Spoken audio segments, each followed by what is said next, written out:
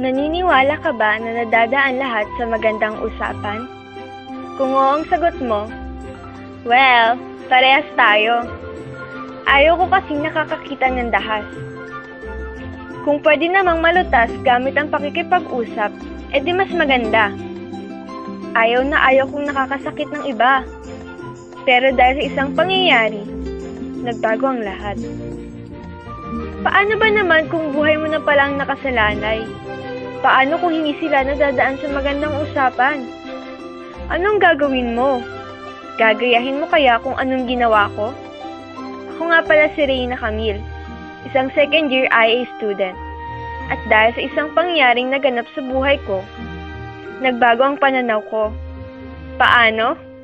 Heto, panoorin nyo.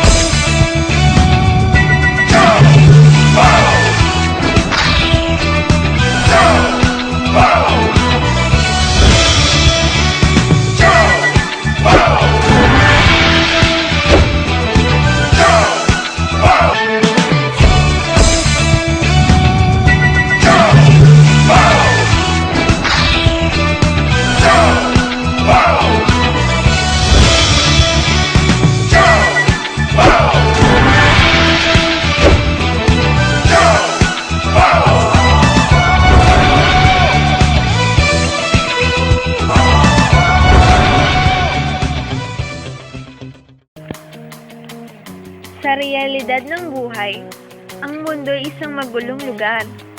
Hindi mo malalaman kung anong pwedeng mangyari sa'yo. Sa pagbabago nito, patuloy din nagbabago ang mga taong naninirahan dito. Kung dati, nadadaan ang lahat sa magandang usapan, pwes ngayon, hindi na. Kawawa ka kung hindi ka gagamit ng dahas sa mga taong gustong manakit sa'yo. Pero syempre, pakiusapan mo muna. At kung ayaw talaga, at buhay mo na ang nakasalalay, gamitan mo na ng dahas. It's a brand new world from the last to the first to the right to the left. We will fight to the death.